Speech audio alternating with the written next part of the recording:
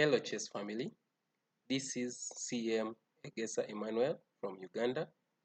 I'll be taking you through my favorite chess opening, the CARO KANN defense, and we shall be looking at lots of variations, and I hope you learn a lot that you can use in your games.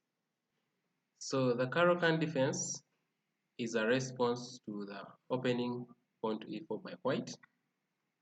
Usually as black we play pawn to c6, preparing pawn to d5 to fight for the center. White, in response to pawn to c6, usually plays pawn to d4, and then now we play pawn to d5 and strike in the center, attacking the e4 pawn. White has several options against the CARO KANN defense that we are going to look at. One of them is the advanced variation, which is pawn to e5. The other one is the classical variation, which can arise from knight to d2 or knight to c3. For example, knight to c3 here. That can lead to the classical variation. We also have the exchange variation, which arises after pawn takes on d5. Our response, of course, will be pawn capturing back on d5. And then we also have some sub-variations such as the fantasy variation, pawn to c6, and also the two knights variation that arises after knight to f3, d5, knight to c3. We shall start by looking at the advanced variation. So in the advanced variation, after e4, c6, d4, and d5, white plays pawn to e5, taking more space in the center. As black, we have two options. One of the options is bishop to f5, bringing our bishop outside the pawn chain before playing pawn to e6. And the other option is the immediate pawn break, pawn to c5. We shall start looking at the variations that arise after bishop to f5. So after bishop to f5, white has several responses you can play against this. One of them being the Tal variation, which arises from pawn to h4. The idea of pawn to h4 is to try and harass this bishop. And if we are not careful, our bishop would get trapped. For example, if we just play pawn to e6 on autopilot, then now white can harass our bishop with pawn to g4. And our bishop has no safe haven, because if we try to go to e4, then pawn to f3 comes in. And finally, when we go back to g6, pawn to h4, and our bishop is trapped. Most times in the advanced variation, whenever white plays pawn to h4, more often than not, the best response is pawn to h5, just stopping that pawn from advancing further and securing safety of our bishop on this diagonal. So here, yes, the correct response to pawn to h4 will be pawn to h5. And so most times white will continue the game by exchanging off this beautiful bishop of ours, because then if he leaves it here, it will be very active. And we shall exchange it off. Bishop takes on d3, queen takes on d3, and then after this, pawn to e6. Once again, getting that pawn structure that is known in the CARO KANN defense. So usually in the CARO KANN defense, we have what we call pawn breaks that we look out for. One of them being the pawn break of pawn to c5, and sometimes pawn to f6. In this case, we shall be looking for pawn break, pawn to c5. White may continue with bishop to g5. Shall move our queen to b6. Usually the queen moves to b6 to put pressure both on the center on d4, and also to support the pawn break, pawn to c5. After moves such as knight to d2, c5, black will find suitable squares for his pieces, such as knight going to c6, knight going to f5 via e7, and also the bishop finally coming to e7, and then we shall castle.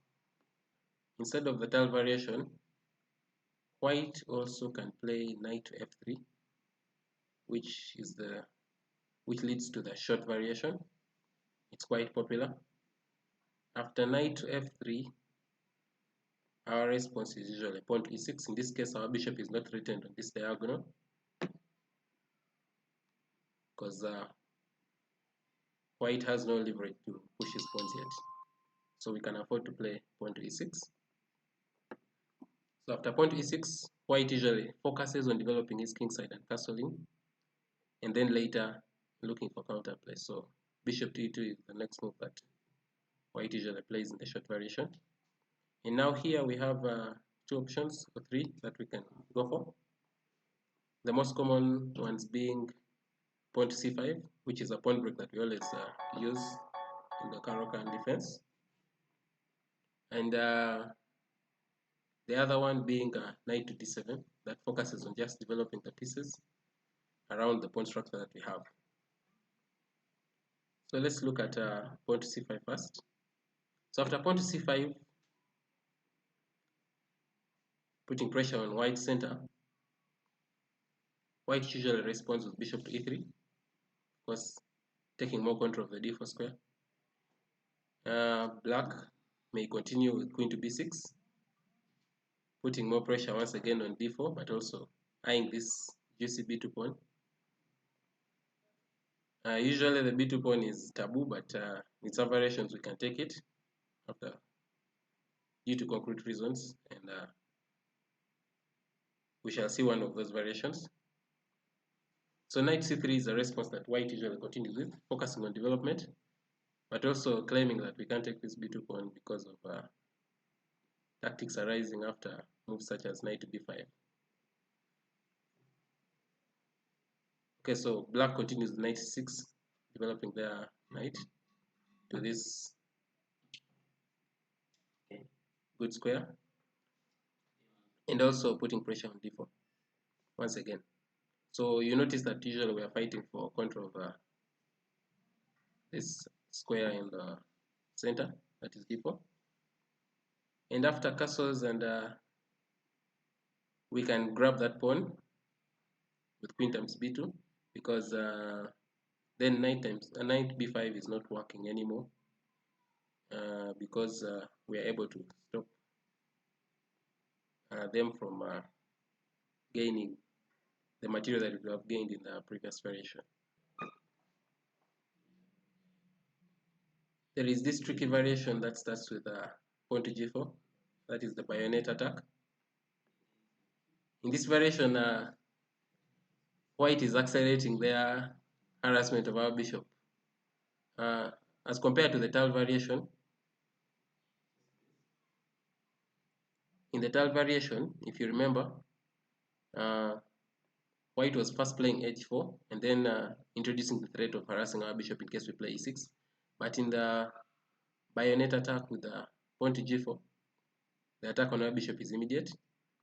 Of course, we don't want to take our bishop back because we want it out of the pawn chain, so we play bishop to e4, provoking this weakness of pawn to f3. And when the bishop moves, when the pawn is played to f3, the bishop moves back to g6. White may continue harassment of our bishop and threaten to trap our bishop with pawn to h4. But as we said in the advanced variation, usually our response to pawn to h4 is pawn to h5. Now there's a trick I wanted to show you that usually white players try to play, that is pawn to e6. And they are hoping that we shall take this pawn, and then they will utilize the light squared weaknesses that have been created to create some sort of attack. But here we'll just ignore the pawn push by playing queen to d6, threatening queen to g6 check, which will disrupt their development. And so here, after pawn takes on f7, bishop takes on f7, we find ourselves in a pleasant position because now we are ready to play knight d7, e5, and castles. And white's pawn structure is not really that great. So this puts us in a very pleasant position. Instead of bishop to f5, some people prefer to play pawn to c5 immediately. And I think the major response to pawn to c5 is pawn taking on c5, grabbing the pawn. but this can be easily handled if you know to play pawn to e6 in this case. Here we are not minding about bringing our bishop out of the pawn chain, because then we are not in time. White will be able to hold on to the pawns, and it will be quite difficult for us to play the position. So here we immediately start our journey of recovering our pawn, but also our pieces go to similar squares like they have always done in the CARO KANN structures. Our knights will use the c6 and f5 squares, as we have been doing in the other variations. So after pawn to e6, white may try to hold on to the pawn with bishop to e3, but then we play knight to d7, once again renewing our threat of taking back our pawn, and also this time we are threatening the e5 pawn. And with that, we shall be able to recover our pawn with the right moves. Next, we shall be looking at the classical variation of the CARO KANN defense. The classical variation of the CARO KANN defense arises after pawn to e4, pawn to c6, d4, d5, and here white can play either knight to d2 or knight to c3. Both of them would lead us back to the classical variation, because after either knight moves, we are going to play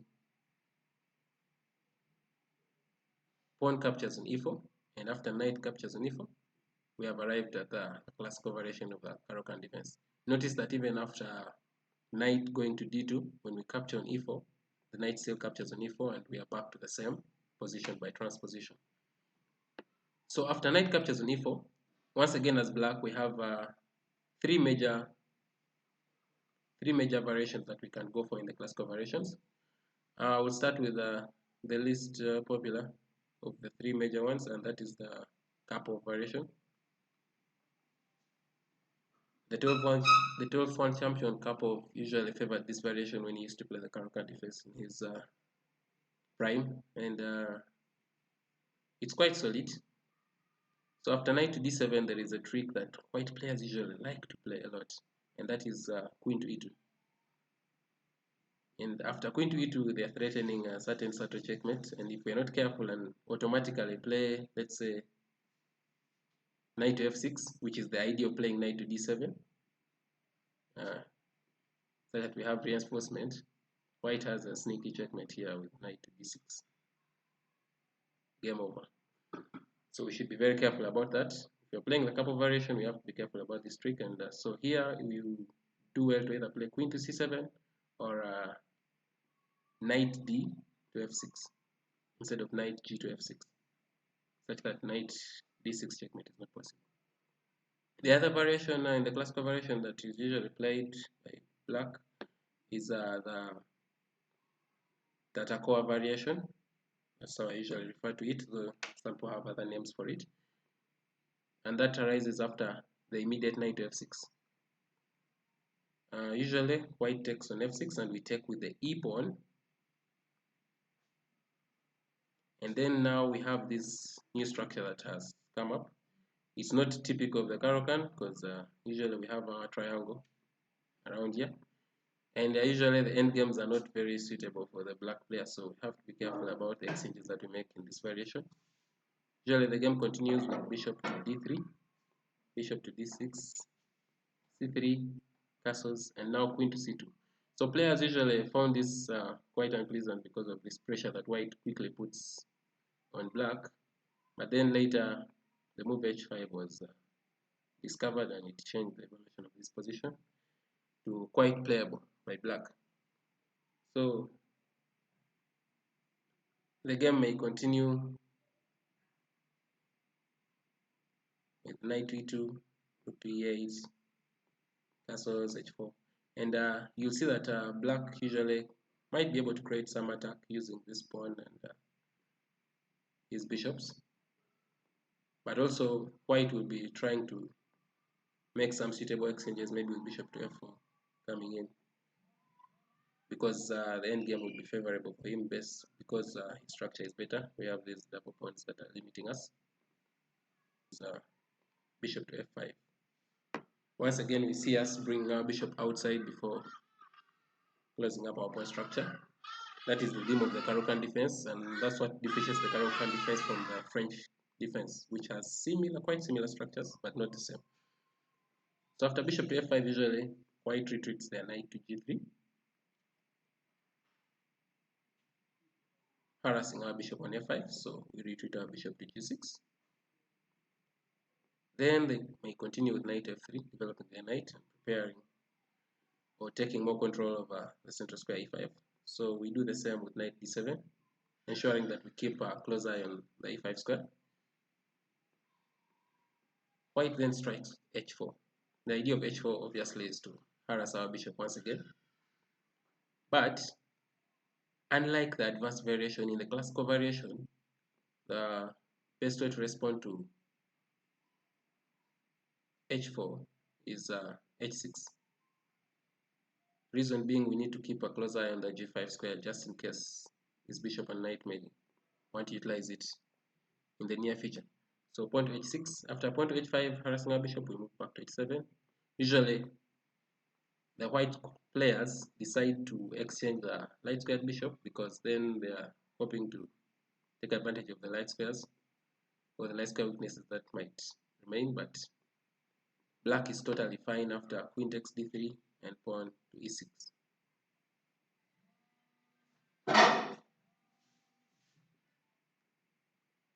Okay, so after pawn to e6 by black, white has two major variations that they can go for. One is bishop to f4, trying to take control of this diagonal. But then black can respond to that with queen to f5. Notice also after bishop to f4, white is trying to castle on the queen side, such that they can, in case we castle on the king side, they are going to be able to launch an attack on our king.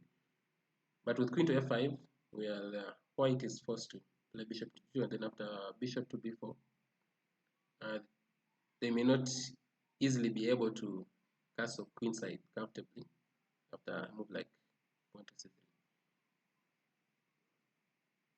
So white players who usually don't find that comfortable and want to still insist on castling queen side will play bishop to d2. But then we continue with our normal development with knight f6, and after they castle queen side, bishop to e7, we prepare to castle king side. We are not afraid of this advanced pawn and all these knights seemingly near our king if we castle on the king side, because with concrete play we shall be able to equalize and even probably get an advantage. So after bishop to e7, usually king to b1 is the go-to move by the white players. It's usually useful to play king to b1 or king to b7 if you've castled queen side. And from there on, black can choose from castling queen side, rook to c8, queen to b6. All those are playable moves, but they will definitely have a playable position, and they'll be able to fight for an advantage after the opening. Moving forward, we are going to look at the next variation of the CARO KANN defense, and that's the exchange variation. So the exchange variation arises from pawn to e4, pawn to c6, d4, d5, and now here, instead of e5 like in the advanced variation or knight to c3 like in the classical, white usually exchanges the pawns in the center. And we come to this position. And in this position, usually the go-to move by the white player is bishop to d3, which is the natural square for a bishop in this variation. And after knight to c6, pawn to c3,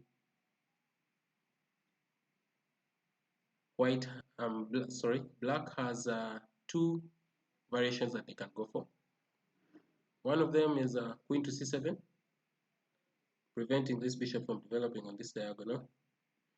And the other one is the immediate knight to f6, which allows bishop to f4. Let's start by looking at the immediate knight to f6. So after knight to f6, white will play bishop to f4, taking over the b8 to h2 diagonal. And once again, as we have been doing, as has been our theme in the CARO KANN, we play bishop to g4, getting the bishop outside the pawn chain before playing e6. This is something to always remember. We don't want to have our bishop locked in our pawn chain. We want it always active outside the pawn chain. So white can play bishop to b3, putting pressure on the b2 square. We'll play queen to d7, protecting the b2 pawn, but also getting ready to play bishop e6 and fight for the diagonal bishop to d6. Knight to d2 is usually the move played by the white players, preparing knight to f3, because they don't want us to double their pawns by taking on f3. So pawn to e6, knight to f3, and now bishop to d6.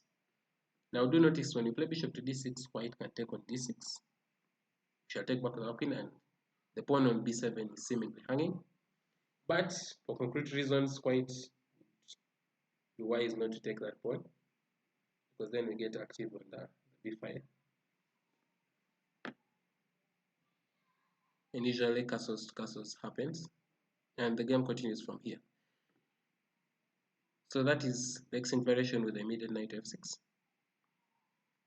So like I said, there's another variation with queen to c7 that's usually played by black.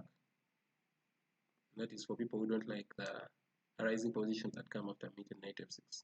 But then here, white has the move pawn to h3, preventing our bishop from coming to g4, which is the square that we usually put it in on the exchange variation when we are trying to get it out of the pawn chain. Notice that the bishop cannot go to f4 because of the bishop which is already on d3. So in this variation, some players decide that they can willingly keep their bishop in the pawn structure, but in this case they will still be developing the other pieces on very natural and suitable squares. Others would prepare to develop their bishop outside the pawn chain by playing pawn to g6, such that the bishop has the f5 square available to challenge the bishop on e3. Okay, that is it for the exchange variation.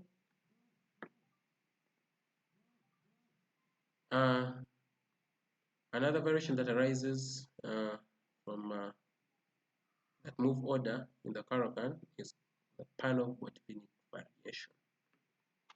And this one arises after the move pawn to c4, move 4. In this case, white is a little more aggressive than in the exchange variation, and they begin fighting for the d5 square with pawn to c4. The suitable response here by black is usually knight f6. We are ready to take back in the center with our knight in case the pawn takes on c4. So white just simply increases his pressure on the d5 square with knight c3. And now we develop our knight to c6. And when they develop their knight to f3, this is what we call the funnest variation of Panov. Once again, we bring our bishop outside the pawn chain. We are preparing to play pawn to e6. Here, white can turn on the heat with pawn takes on d5. We take back with the knight, and now queen to b3.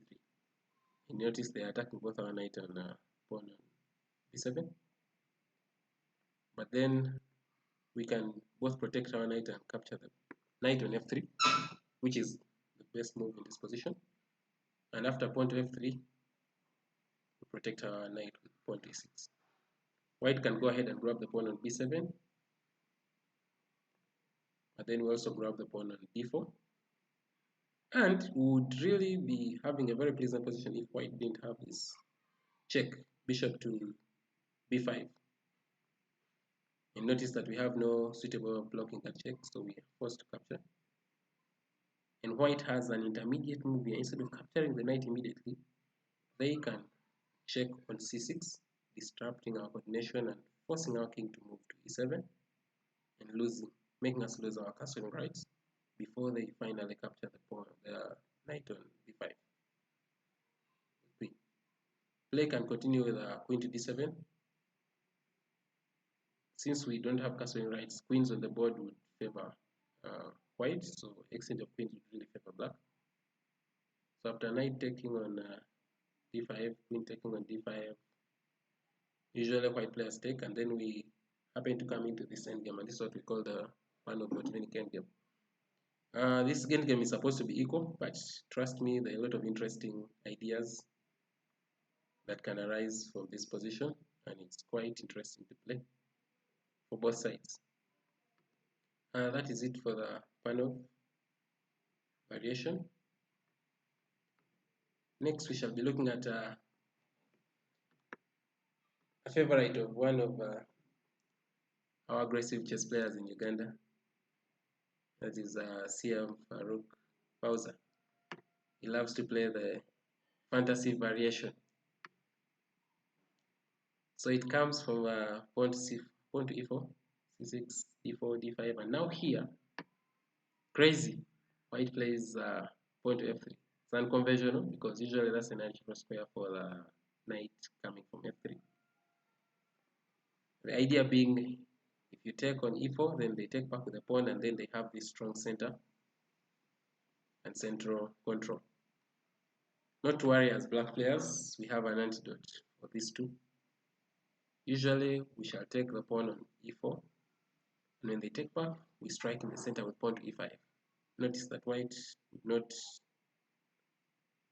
stand well if they took the pawn to e5, because then we can take the queen, they lose the castling rights, and then we shall be able to get back our pawn with moves such as knight to d7. So usually white continues knight to f3. We continue by pinning the knight with bishop to g4, and also, as usual, getting our bishop active out of the pawn chain. White players usually continue with bishop to c4, and this is set up a certain trap. Our best response is knight to d7, taking control of the e5 square. If we do not play knight d7 and play knight f6, there is a tactic that can arise here after bishop captures on f7 check. When we capture, then knight to e5 check, and white will be able to recover their piece with dividends. So that's why we play knight to d7 in this position. And notice now that bishop capturing on f7 doesn't work anymore, because in this case, if they try to play knight captures on e5 check, we shall be able to capture with the knight, and we are protecting bishop. And if they try knight g5 check, we just capture the knight because our bishop is also eyeing their queen. Okay, so back to our variation. After bishop to c4, knight to d7 is our go-to move, ensuring that we don't fall for that tactic, bishop capturing on f7. Usually white players castle, and after we have castled, c3, taking control of the center, and then after bishop d6, we are also ready to castle. This is quite a playable position, and both players can, with good play, get advantages in the position. That is it for us today in the CARO KANN defense. Thank you for